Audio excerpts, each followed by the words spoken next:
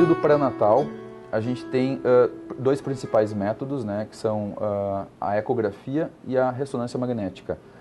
A ecografia é um método bem mais simples, que ele consegue avaliar sem radiação, né, a mãe grávida, a barriga da mãe grávida, e ela tenta procurar, então, malformações na cabeça da criança, no cérebro da criança, e também consegue medir o perímetro cefálico da criança, do feto e do intraútero, né?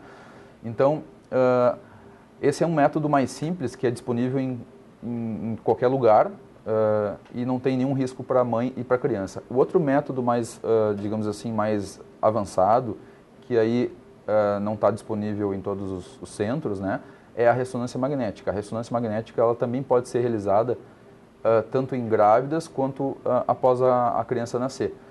Nas grávidas, ela tem uma resolução espacial para ver toda a morfologia, alterações na arquitetura cerebral, também consegue ver dimensões e volumes cerebrais com muito mais detalhamento do que na ecografia. Ela consegue te dar uma especificidade muito maior no diagnóstico do que apenas uma ecografia. A ecografia basicamente é um exame de screening que se faz na mãe e a ressonância magnética já é um exame mais para diagnóstico, mais específico.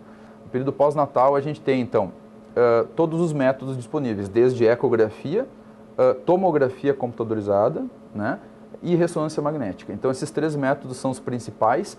A gente, a infecção basicamente quando a criança nasce, quando ela nasce com algum problema, geralmente com microcefalia, com redução do perímetro cefálico, as crianças são submetidas à tomografia computadorizada, que é uma técnica que emite radiação, parecida com raio-x, mas ela estuda o cérebro em cortes, né? Então, por que se faz a tomografia? Porque a tomografia é muito específica, muito sensível para detectar calcificação, né? E também para avaliar alterações na morfologia e no volume cerebrais.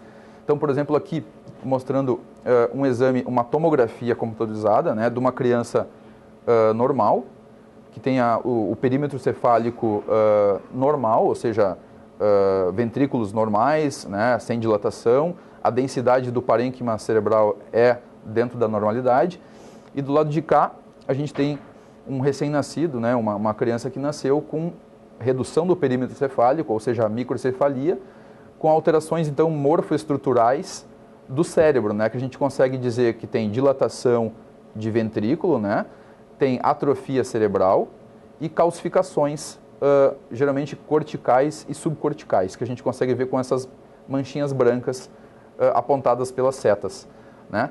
Então, esse é um exame da tomografia computadorizada que foi o principal exame diagnóstico nessas crianças que nasceram no Nordeste há alguns meses atrás, né?